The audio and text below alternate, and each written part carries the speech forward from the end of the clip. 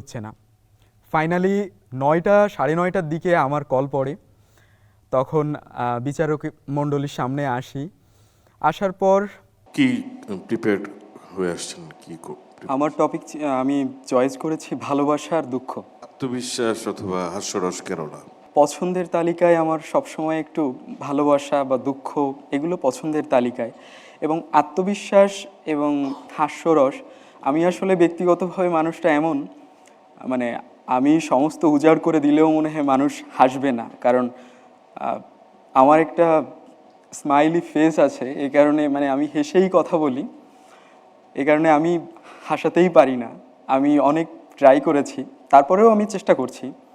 আর এইবার দুঃখের ব্যাপারটা আসলে আমাকে বিচারক মণ্ডলী বলে যে দুঃখের সিচুয়েশন, কিন্তু আপনাকে দুঃখটাকে হাসির মতো করে বলতে হবে।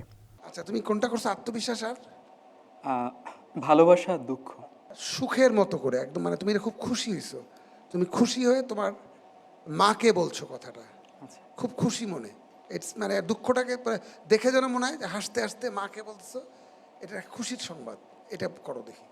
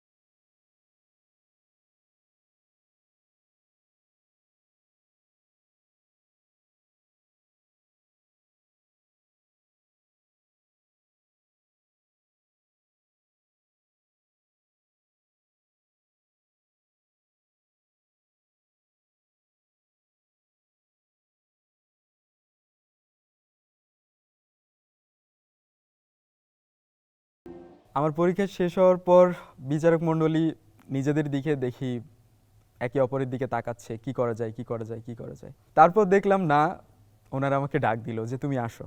তারপর আসলে আমি বুঝতে পারছিলাম না যে কিছু খুশি আছে না, যে যে খুশিগুলো হয়তো শব্দ অথবা অন্য কোনো মানে শারীরিক ভঙ্গিতেও প্রকাশ করা সম্ভব নয়, ব্যাপারগুলো ঠিক তেমন। দীপ্ত স্টার হান্ট, এই নামটার মধ্যেই তো এই প্রতিযোগিতার উদ্দেশ্য বা এই আয়োজনটার উদ্দেশ্য বলা আছে। এখানে আসলে কিছু স্টারদের সার্চ করা হবে, স্টারদেরকে খুঁজে বার করার দায়িত্ব নিয়েছে দীপ্ত।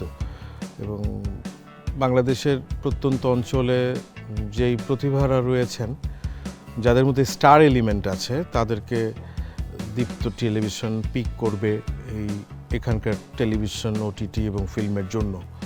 তো এই উদ্যোগটা আসলে আমি মনে করি যে যারা বিভিন্ন রিমোট অঞ্চলে রয়েছেন তাদের জন্য একটা বড় সুযোগ নিজেকে প্রকাশ করার।